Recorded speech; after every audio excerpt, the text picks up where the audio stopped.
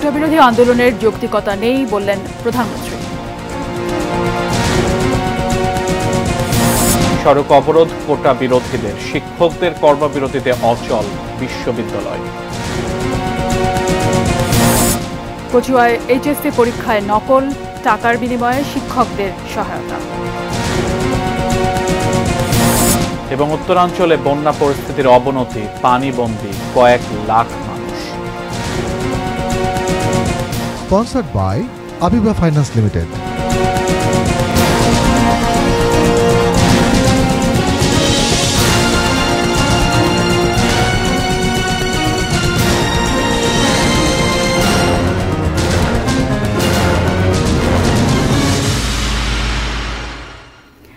দেখছেন ATN news. সন্ধ্যা ৬টার news আওয়ারে আপনাদের সবাইকে আমন্ত্রণ জানাচ্ছি। আমরা দুজন, আমি ফাইজা রাহলা এবং সাথে আছি আমি সিয়াম রেজওয়ান। এতক্ষণ ৬টা নিউজ আওয়ারের প্রধান খবরের শিরোনামগুলো শুনছিলেন। VSL angle channel HB VSL Bikrampur steel limited.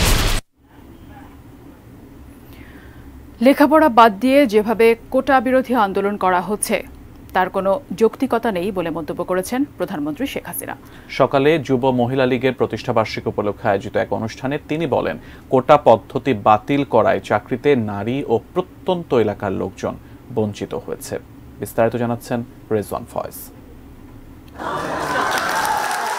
যুব মহিলা লীগের 22তম প্রতিষ্ঠাবার্ষিকী উপলক্ষে রোববার সকালে গণভবনে আওয়ামী লীগ সভাপতি প্রধানমন্ত্রী শেখ হাসিনার সঙ্গে সৌজন্য সাক্ষাৎ করেন সংগঠনটির নেত্রীরা।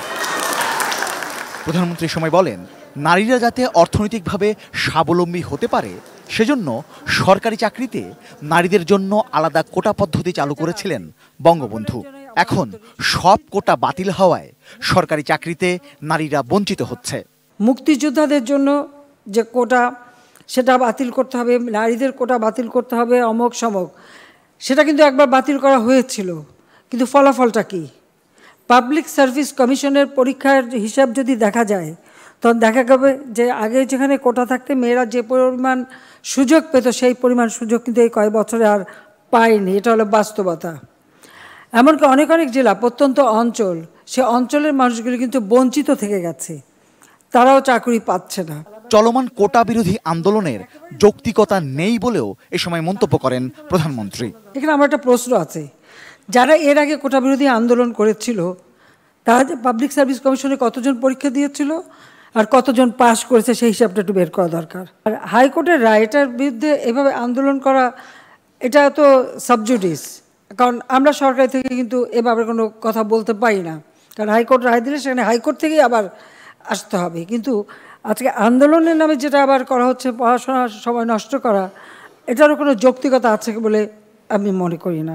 এ সময় বিএনপিকে অভিশপ্ত ও সমাজের বোঝা মন্তব্য করে শেখ হাসিনা বলেন, এরা যেন ক্ষমতায় ফিরে আসার সুযোগ আর না পায়। ওই বিএনপি সেই 2001-এর পর যেভাবে অত্যাচার নির্যাতন করেছিল আমাদের যুব মহিলা লোকের উপরে, এগুলো মানুষের সামনে তুলে ধরে ওদের বিভৎস চেহারাটা, ওদের জঙ্গির চেহারা, ওদের সন্ত্রাসী চেহারাটাও মানুষের সামনে তুলে ধরতে হবে যে এরা কোনো মানুষের জাত না, এরা দেশকেও ভালোবাসে না, মানুষকেও ভালোবাসে না, মানুষের কোনো উন্নতি চায় না।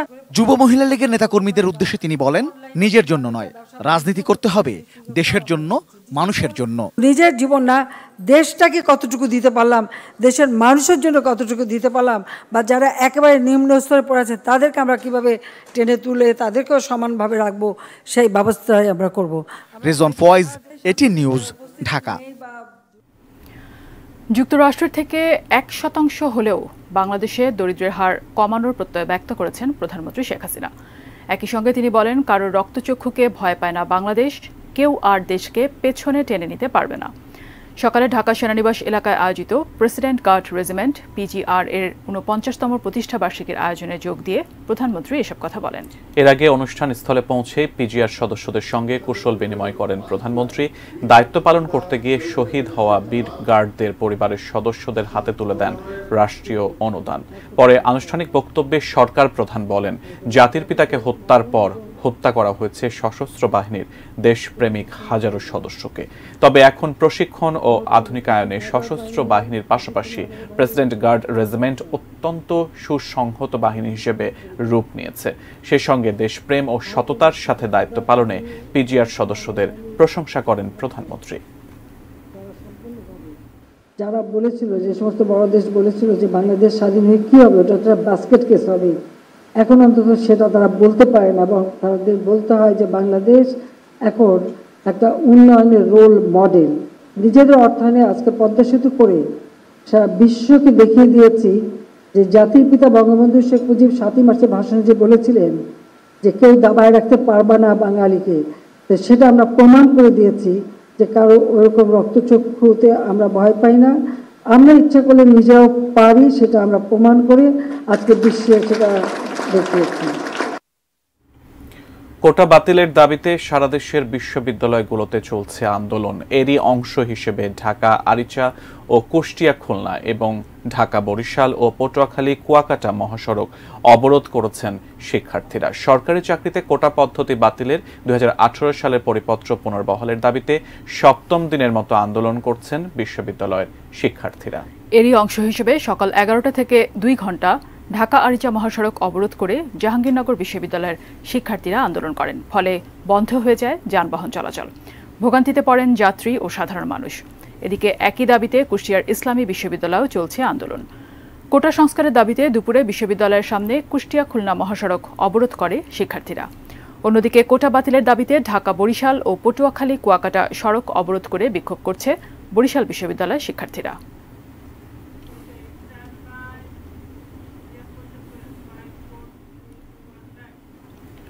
কোটা বিরোধীদের অবরোধ সম্পর্কে আমরা আরো বিস্তারিত জানবো। রাজধানীর শাহবাগ থেকে আমাদের সাথে যুক্ত হবেন সহকর্মী আমিনুল ইসলাম। আমরা আমিনুল ইসলামের কাছে যাচ্ছি। বাংলা ব্লকেট কর্মসূচি নামে শিক্ষার্থীরা এই অবরোধ কর্মসূচি পালন করছেন। মিছিল এবং অবরোধের সময় শিক্ষার্থীরা অনেক রকমের স্লোগানও দিচ্ছেন আমরা জানি। বিস্তারিত আমিনুল, আপনার কাছ থেকে আরো জানতে চাই।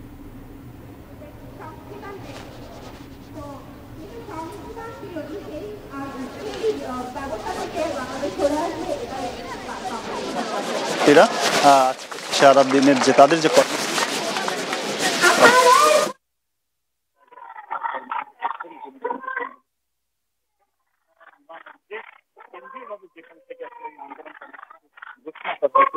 তাদের কর্মসূচি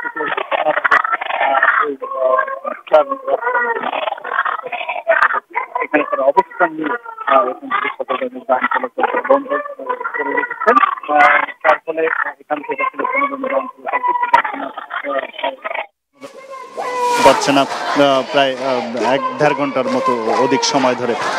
বিকেল 3টার দিকে এই শিক্ষার্থীরা ঢাকা বিশ্ববিদ্যালয় কেন্দ্রীয় গ্রন্থাগারের সামনে জড়ো হন এবং সেখান থেকে মিছিল নিয়ে তারা এই শাহবাগের উদ্দেশ্যে আসেন এবং বেলা 3:30টার দিকে তারা এখানে অবস্থান নেন এবং তারপর থেকে এখনো তারা এখানে রয়েছেন এবং বিভিন্ন স্লোগানে এখানে মুখরিত করে রেখেছেন। যারা এই আন্দোলন করছেন তাদের দাবি যে 2018 সালে একটি আন্দোলনের প্রেক্ষিতে সরকার একটি জারি করেছিলেন পরিপত্র, সেই পরিপত্রে যে জারি করার যে সিদ্ধান্ত হয়েছিল সেটি যেন পূর্ণবহাল করা হয়। তারপরে আবারও এই নতুন করে ইস্যুটি এসেছে হাইকোর্টে একটি রিটের ফলে। হাইকোর্টে এই পরিপত্রের বিপক্ষে রিট করেন একজন মুক্তিযোদ্ধার সন্তান সহ আরও 7 জন। তাদের রিটের প্রেক্ষিতে হাইকোর্ট একটি রায় দিয়েছেন যে সরকার যে পরিপত্রটি জারি করেছিলেন সেটিকে বাতিল করার রায় দেন। এরপরই আবার এই আন্দোলন শুরু হয় এবং তার ধারাবাহিকতায় আজকে 7ম দিনের মতো সেই আন্দোলন চলছে এবং সেই আন্দোলনের তারা বেশ কিছু কর্মসূচি ঘোষণা করেছিলেন। আজকে তাদের ঘোষিত একটি কর্মসূচি ছিল যেটির তারা নাম দিয়েছিল বাংলা ব্লকেট। সেটির অংশ হিসেবেই বিভিন্ন সড়কে অবরোধ হয়েছে এবং রাজধানীর বিভিন্ন জায়গাতেও তারা এই কর্মসূচি পালন করছেন। সেই কর্মসূচির অংশ হিসেবে রাজধানীর বিভিন্ন জায়গাতে তারা এই অবস্থান নিয়েছেন। আমরা জানতে পেরেছি ছোট ছোট আকারে বিভিন্ন জায়গায় অবস্থান নিয়েছেন। চানকারপুলে অবস্থান নিয়েছেন, সায়েন্স ল্যাবরেটরিতে দুপুর থেকে সেখানে অবস্থান নিয়েছেন এই আন্দোলনকারীরা। সেখানে আমাদের সহকর্মী জাহিদ হোসেন রয়েছেন সায়েন্স ল্যাবরেটরি মোড়ে। আমরা সেখানকার খবর জানতে চলে যাচ্ছি তার কাছে। আমিনুল, ধন্যবাদ আপনাকে। আমিনুল, শাহবাগ থেকে যে আপনি বাংলা ব্লকেট কর্মসূচি যা জানাচ্ছিলেন, এখানে কিন্তু সায়েন্স ল্যাব ব্লকেটের একটি নিদর্শন দেখতে পাচ্ছি। এবং যদিও দুপুর 3টা থেকেই আসলে এই সায়েন্স ল্যাব মোড়টি অবরোধ করার কথা ছিল, কিন্তু ঢাকা কলেজের শিক্ষার্থীরা তারা কিন্তু এই আন্দোলনকে বাস্তবায়ন করার জন্য আরও আগে থেকেই দুপুর 1টা থেকেই কিন্তু তারা এই রাজপথে অবস্থান নিয়েছেন। এবং আপনি দেখছেন এখানে যে মানুষের প্রচণ্ড ভিড়, মানুষ পায়ে হেঁটে গন্তব্যে পৌঁছাচ্ছে। এর কারণ কিন্তু সেটি যে আসলে এই সায়েন্স ল্যাব মোড় দিয়ে কোনো যানবাহন অতিক্রম করতে পারছে না। এবং শুধুমাত্র জরুরি কাজে ব্যবহৃত যে সকল অ্যাম্বুলেন্স কিংবা চিকিৎসার কাজে ব্যবহৃত যে সকল গাড়িগুলো, সেগুলো ছাড়া অন্য কোনো ধরনের যানবাহন কিন্তু এই সায়েন্স ল্যাব মোড়টি অতিক্রম করতে পারছে না। এবং যে কারণে দূরপাল্লা যারা যাতায়াত করছেন তারা যেমন ভোগান্তিতে পড়লেও তা আন্দোলনকারীরা বলছেন আসলে এই ভোগান্তিটা সাময়িক, এবং এই সাময়িক ভোগান্তির ফলেও আসলে তারা সরকারকে বাধ্য করতে পারবেন তাদের দাবি বাস্তবায়নের ক্ষেত্রে। আমরা আসলে প্রশ্ন করেছিলাম যে আসলে কতক্ষণ পর্যন্ত আপনাদের অবস্থান কর্মসূচি চলবে। তারা কিন্তু বেশ একরোখা উত্তরে দিচ্ছেন, কেননা তারা মনে করছেন যে আসলে সড়ক অবরোধ করে রাখাটা তাদের দাবি বাস্তবায়ন করার জন্য অনেক বেশি ইতিবাচক ভূমিকা রাখবে বলে তারা মনে করছেন। এবং আপনাকে আরও বেশি জানিয়ে রাখা প্রয়োজন, এখানে কিন্তু ঢাকা কলেজের শিক্ষার্থীরাই মূলত এই মোড়টি অবরুদ্ধ করলেও আশেপাশে থাকা অন্যান্য শিক্ষা প্রতিষ্ঠানের শিক্ষার্থীরাও এখানে যোগ দিচ্ছেন। একটি বিষয় জানিয়ে রাখা প্রয়োজন, যারা আসলে অবরুদ্ধ হয়ে পড়েছেন এই সড়কটিতে, যারা আসলে দুপুর থেকেই এই সড়কে অবরুদ্ধ হয়ে আছেন, তারা কিন্তু আসলে ভোগান্তিতে পড়ছেন এবং তারা মনে করছেন আসলে শিক্ষার্থী কিংবা এই যারা যাত্রী, এ দুয়ের শান্তিপূর্ণ আসলে সমাধানটি প্রয়োজন কিন্তু সরকারের পক্ষ থেকে, এবং যারা শীতাতাপ নিয়ন্ত্রণ কক্ষে বসে থাকেন তারাই। আপনাকে আন্দোলনটা আপনি ঘুরে দেখাতে চাই। এখন কিন্তু স্লোগান চলছে এখানে, এবং এখানে শিক্ষার্থীরা কোটা বিরোধী বিভিন্ন ধরনের স্লোগান দিচ্ছে। আমরা দেখছি এখানে সংবিধানের মূল কথা আইনের সমতা, অর্থাৎ তারা সমতার পক্ষে স্লোগান দিচ্ছেন। এর পাশাপাশি কোটা মানে ভিক্ষা, মুক্তি পাক শিক্ষা, তারা আসলে শিক্ষা অঙ্গনের মুক্তিকে তুলনা করছেন কোটার সঙ্গে একটা তুলনা করে, এবং কোটা মুক্ত বাংলাদেশ দেখতে চায়। আপনাকে জানিয়ে রাখা প্রয়োজন, এর আগে যখন 2018 সালে যে পরিপত্র জারি করা হয়েছিল, সেই পরিপত্রে কিন্তু সব ধরনের কোটা বাতিল করা হয়েছিল। কাজেই শিক্ষার্থীরা যে আজকে 8ম দিনের মতো যে আন্দোলনটা চলছে, সেই আন্দোলন কিন্তু সেই পরিপত্র পুনর্বহালের দাবিতে, এবং এই আন্দোলন বাস্তবায়ন করার জন্য শিক্ষার্থীরা সব ধরনের ত্যাগ করতে প্রস্তুত বলে তারা আসলে জানিয়েছেন। রাজধানীর সায়েন্স ল্যাব মোড় থেকে এই ছিল আমার কাছে সর্বশেষ। আমরা চলে যাচ্ছি স্টুডিওতে, পরবর্তী কোনো খবর নিয়ে আবারও যুক্ত হব। অনেক ধন্যবাদ জাহিদ হোসেন আপনাকে। সেই সাথে সাথে ধন্যবাদ আমাদের আরেক সহকর্মী আমিনুল ইসলামকে। সরকারি চাকরি থেকে কোটা ব্যবস্থা বাতিলের দাবিতে ঢাকার বিভিন্ন স্থানে শিক্ষার্থীরা অবরোধ কর্মসূচি পালন করছেন। শাহবাগ থেকে যুক্ত হয়েছিলেন সহকর্মী আমিনুল ইসলাম এবং সায়েন্স ল্যাব থেকে যুক্ত হয়েছিলেন সহকর্মী জাহিদ হোসেন। 5ম দিন পার হলো সারা দেশের পাবলিক বিশ্ববিদ্যালয়ের শিক্ষকদের কর্মবিরতির। সর্বজনীন পেনশনের প্রত্যয় স্কিম বাতিলের দাবিতে এই আন্দোলন চালিয়ে যাওয়ার ঘোষণা তাদের। এদিকে এ বিষয়ে সময় মতো সমাধান হবে বলে জানিয়েছেন সড়ক পরিবহন মন্ত্রী ওবায়দুল কাদের। এমনি করে বৈষম্য সৃষ্টি করার কোনো পদক্ষেপ হতে পারে না। গত 1 জুলাই থেকে সর্বাত্মক পূর্ণ দিবস কর্মবিরতিতে নামেন পাবলিক বিশ্ববিদ্যালয়ের শিক্ষকরা। কর্মবিরতির 5 দিন হলেও এই আন্দোলন নিয়ে সরকারের সাথে কোনো আলোচনা হয়নি তাদের। আমাদের খুব বেশি কিছু না, আমরা জাস্ট 3টি দাবি উপস্থাপন করেছি। তবে শিক্ষকরা নিয়মিত আন্দোলনের অংশ হিসেবে অবস্থান কর্মসূচি পালন করছেন। রোববারও সুপার গ্রেডে অন্তর্ভুক্তি, নতুন বেতন কাঠামো সহ প্রত্যয় স্কিম বাতিলের দাবি আদায় না হওয়া পর্যন্ত আন্দোলন চালিয়ে যাওয়ার ঘোষণা তাদের। প্রত্যয় বাতিল করুন, স্বতন্ত্র যে বেতন কাঠামো, এটি সময়ের দাবি না, এই দাবি বাস্তবায়নের সময় পেরিয়ে যাচ্ছে। আমরা মাননীয় প্রধানমন্ত্রীর সাথে যদি বসতে পারি, আমাদের মাননীয় প্রধানমন্ত্রীকে বুঝাতে পারি, অবশ্যই আমরা জয়লাভ করব। আন্দোলনে নেতৃত্ব দেয়া ঢাকা বিশ্ববিদ্যালয়ের শিক্ষক সমিতি বলছে, এই আন্দোলন নিয়ে নানা বিভ্রান্তি ছড়ানো হচ্ছে, তবে তাতে কোনো লাভ হবে না। বিশ্ববিদ্যালয় অকার্যকর করা শিক্ষকদের কাজ নয়। যারা বিশ্ববিদ্যালয় শিক্ষকদের কাজকে রাজপথে নামিয়েছে, এটি তাদের ষড়যন্ত্র। এই বিশ্ববিদ্যালয়ের শিক্ষকরা জানে কখন ছক্কা হাঁকাতে হয়, কখন কাকে কোথায় বোল্ড আউট করতে হয়। সুতরাং এই আন্দোলন চলছে, এই আন্দোলন চলবে। পাবলিক বিশ্ববিদ্যালয়ের কর্মকর্তা কর্মচারীরাও আন্দোলন চালিয়ে যাচ্ছেন। প্রত্যয় স্কিমে অবসরের পর এককালীন পেনশন সুবিধা না রাখাতেই তাদের সবচেয়ে বড় আপত্তি। এটা বিশ্ববিদ্যালয়ে মেধাশূন্য হবে, মেধাবীর এই চাকরিতে আর আসবে না। সুতরাং আমরা চাই আমাদের যে পুরনো স্কিম সেটা বহাল থাকুক এবং নবম পে স্কেল বাস্তবায়ন হোক। রোববার সচিবালয়ে সড়ক পরিবহন মন্ত্রী ওবায়দুল কাদের জানান, এই আন্দোলন পর্যবেক্ষণ করছে সরকার। আমরা গভীরভাবে পর্যবেক্ষণ করছি পরিস্থিতি, সময়মতো সাবধান সমাধান হয়ে যাবে। I hope so. And I believe so. Sadia Afroz, ATN news, Dhaka. সর্বজনীন পেনশনের প্রত্যয় স্কিম বাতিলের দাবিতে পাবলিক বিশ্ববিদ্যালয়গুলোতে সপ্তম দিনের মতো কর্মবিরতি পালন করছেন শিক্ষক, কর্মকর্তা ও কর্মচারীরা। ফলে ক্লাস পরীক্ষা ও দাপ্তরিক কাজ বন্ধ হওয়ায় স্থবির হয়ে পড়ছে পাবলিক বিশ্ববিদ্যালয়গুলো। আমাদের প্রতিনিধিদের তথ্য ছবিতে বিস্তারিত ডেস্ক রিপোর্টে। সর্বজনীন পেনশন স্কিম প্রত্যয় বাতিল ও স্বতন্ত্র বেতন স্কেলের দাবিতে পাবলিক বিশ্ববিদ্যালয়গুলোতে 1 জুলাই থেকে চলছে লাগাতার কর্মবিরতি। এরই অংশ হিসেবে ক্লাস পরীক্ষা বর্জন করে সকালে রাজশাহী বিশ্ববিদ্যালয়ের সিনেট ভবন চত্বরে অবস্থান কর্মসূচি পালন করেন শিক্ষকরা। একই সময় বুদ্ধিজীবী চত্বরে কর্মকর্তা ও কর্মচারীদের আলাদা 2 গ্রুপ কর্মসূচি পালন করেন। দাবি আদায় না হওয়া পর্যন্ত আন্দোলন চালিয়ে যাবেন বলে জানান তারা। আমাদেরকে জোর করে আন্দোলনে আসা হয়েছে। প্রত্যয় স্কিমে কিন্তু তারা অত্যন্ত সুকৌশলে সেটিকে 60 বছরে নামিয়ে এনেছে। তার মানে আমাদেরকে আমলাদের মতো 60 বছর এখন চাকরি করতে হবে। 3 দফা দাবিতে বন্ধ রয়েছে চট্টগ্রাম বিশ্ববিদ্যালয়ের সব ক্লাস ও পরীক্ষা। ফলে সেশন জটের শঙ্কায় পড়েছেন শিক্ষার্থীরা।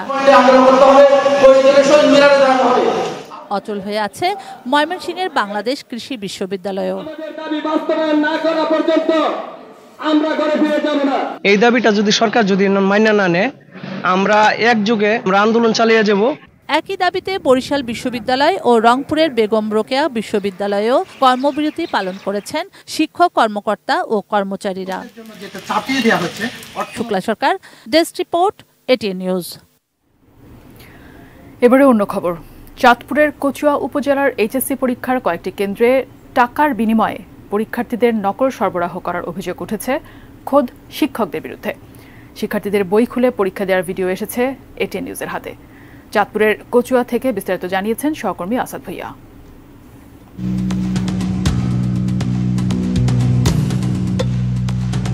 আজকে তোমাদের কি পরীক্ষা হয়েছে? English second part. কত নাম্বার আনসার দিয়েছো? 100। আচ্ছা, 9 নম্বর প্রশ্নটা কি এসেছে জানো? সরি, অ্যাকচুয়ালি খেয়াল নাই। উত্তরটা তোমাকে কে লিখে দিয়েছে? না, এটা এমনি থেকে নিজ থেকে দিয়েছি। কিন্তু তুমি প্রশ্ন কি জানো না, উত্তর তাহলে কিভাবে দিচ্ছ? প্রশ্ন দেখলে বলতে পারবো। কত নাম্বার আনসার দিয়েছো? স্যার 99। জি স্যার। আচ্ছা, 7 নম্বর প্রশ্নটা কি ছিল বলো তো? স্যার 7 নম্বর প্রশ্নটা কানেক্টরস।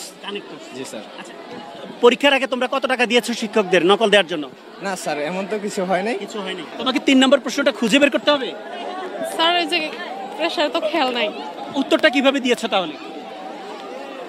স্যার দিয়েছিলাম। আমরা জানতে পারলাম শিক্ষকরা ফটোকপি করে দিয়েছে। জি না স্যার, জি না।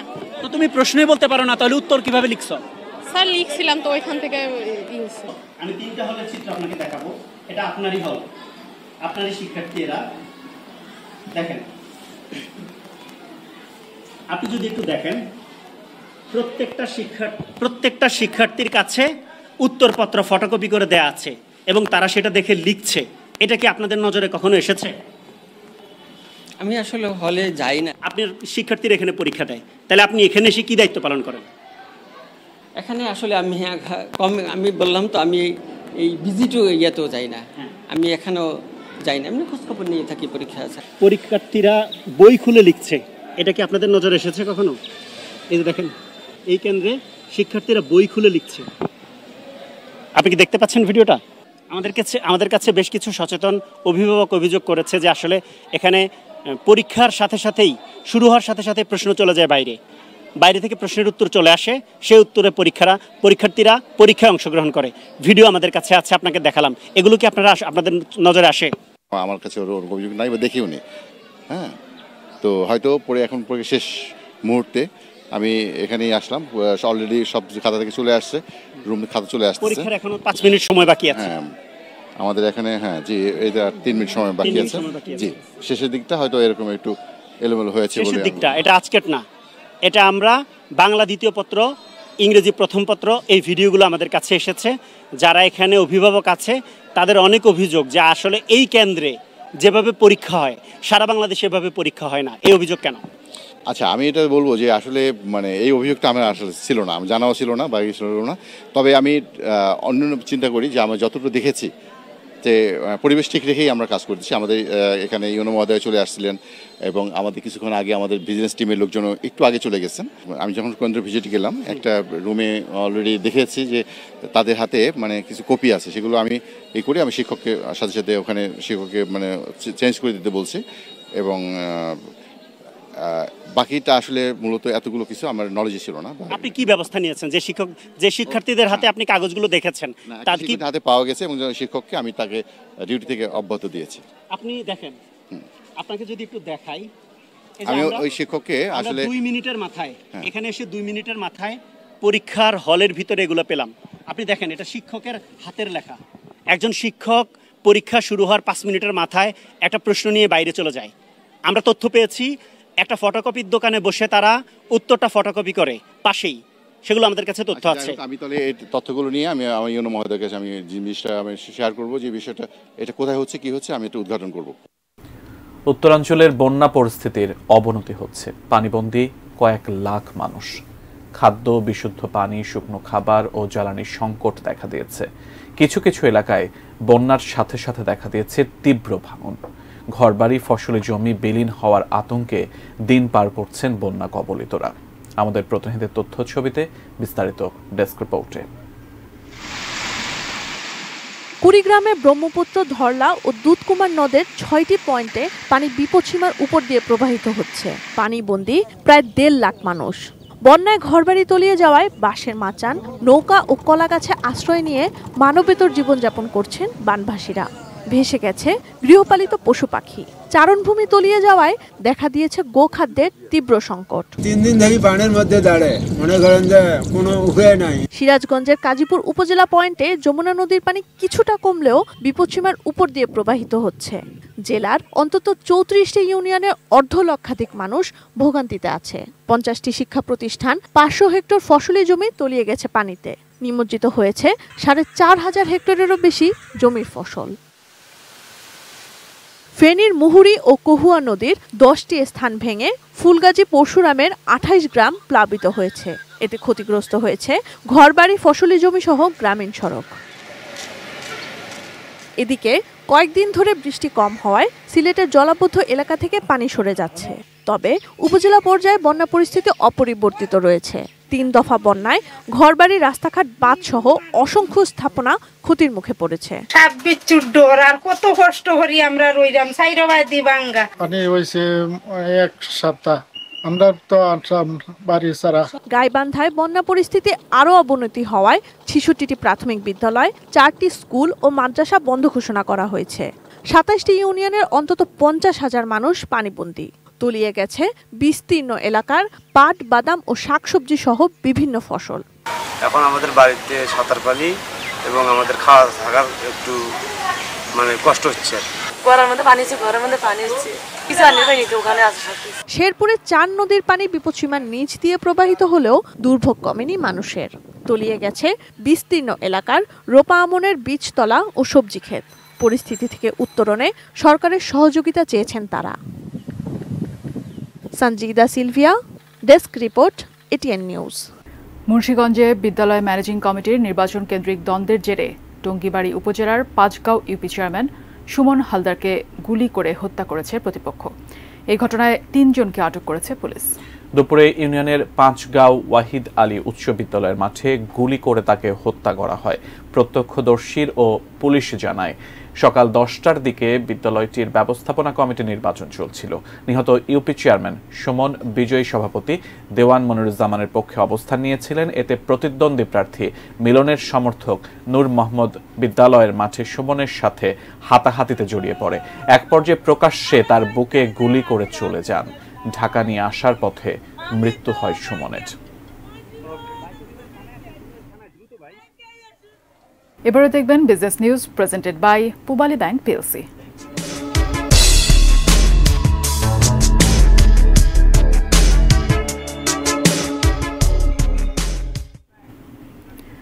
কৃষিক্ষেত্রে অনন্য অবদানের স্বীকৃতি হিসেবে 22 কৃষক ও কৃষি উদ্যোক্তাকে কৃষিক্ষেত্রে গুরুত্বপূর্ণ ব্যক্তি বা এআইপি সম্মাননা দেওয়া হয়েছে। রোববার সকালে রাজধানীর ওসমানী স্মৃতি মিলনায়তনে আনুষ্ঠানিকভাবে 2021 সালের এআইপি পুরস্কার দেওয়া হয়। কৃষিমন্ত্রী মোহাম্মদ আব্দুস শহীদ এবং প্রবাসী কল্যাণ ও বৈদেশিক কর্মসংস্থান প্রতিমন্ত্রী শফিকুর রহমান চৌধুরী সম্মাননা পাওয়া ব্যক্তিদের হাতে পুরস্কার তুলে দেন। কৃষিমন্ত্রী মোহাম্মদ আব্দুস শহীদ এআইপি প্রাপ্ত ব্যক্তিদের জাহাজের ক্যাপ্টেন হিসেবে উল্লেখ করেন। তিনি বলেন, তাদের অবদানে কৃষি এগিয়ে চলেছে। এআইপি নীতিমালা অনুযায়ী প্রতি বছর মোট 5টি বিভাগের সম্মাননা দেওয়া হয়। এআইপি কার্ডের মেয়াদকাল হচ্ছে 1 বছর। এআইপিরা সিআইপিদের মতো সুযোগ সুবিধা পেয়ে থাকেন।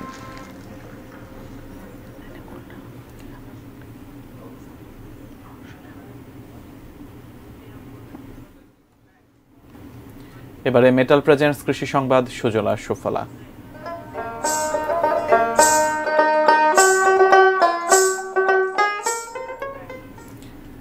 রাঙামাটিতে মিশ্র ফলের বাগান করে তাক লাগিয়ে দিয়েছেন কৃষি উদ্যোক্তা সুশান্ত তঞ্চঙ্গা। জেলার মগবান ইউনিয়নের সোনারাম কারবারি পাড়ায় সবুজ পাহাড়ের বুকে 10 একর জায়গা জুড়ে কয়েক বছরের চেষ্টায় গড়ে তুলেছেন মিশ্র ফলজ বাগান। বাগানে শোভা পাচ্ছে ড্রাগন, আম, কাঁঠাল, মাল্টা, লেবু সহ 20 প্রজাতির সুস্বাদু মৌসুমি ফল। শুধু তাই নয়, বিলুপ্ত প্রজাতির সুমিষ্ট শতাধিক লটকন গাছও আছে তার বাগানে। কিছুদিন আগে বাগানে লাগিয়েছেন ফিলিপাইন এমবি সুইট জাতের আনারস এবং কফি। চলতি মৌসুমে বাগান থেকেই ফল বিক্রি করেছেন কয়েক লাখ টাকার। সামনে তা আরও বাড়বে বলেও আশা তার। স্থানীয় কৃষি বিভাগ বলছে, গত 1.5 দশকে পাহাড়ে কৃষির বিপ্লব ঘটেছে। কৃষির উন্নয়নে সরকারের সব রকম সহযোগিতা অব্যাহত রয়েছে।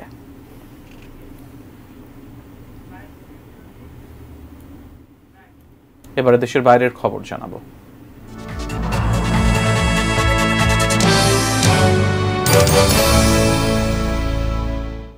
নেপালে ভারী বৃষ্টির জেরে আকস্মিক বন্যা ও ভূমিধসে কমপক্ষে 14 জন নিহত হয়েছেন, নিখোঁজ হয়েছেন আরও 9 জন। পাহাড় ঘেরা কাঠমান্ডুতে বেশ কয়েকটি নদীর পানি তীর উপচে পড়েছে। এছাড়া পশ্চিমাঞ্চলে নারায়ণী ও মহাখালী নদীর পানি প্রবাহও বাড়ছে। পানি উঠে পড়ায় দেশটির প্রধান প্রধান মহাসড়ক সহ বহু সড়ক বন্ধ হয়ে পড়েছে। পানি ঢুকে পড়েছে বহু বাড়ি ঘরেও। কয়েকটি জায়গায় ভূমিধসের খবর পাওয়া গেছে। দুর্যোগ কবলিত এলাকাগুলোতে উদ্ধার কার্যক্রম চালাচ্ছে বিভিন্ন সংস্থা। পুলিশের এক কর্মকর্তা জানিয়েছেন, 9 জন নিখোঁজ হয়েছেন। তারা হয় বন্যায় ভেসে গেছেন বা ভূমিধসের কারণে মাটিতে চাপা পড়েছেন।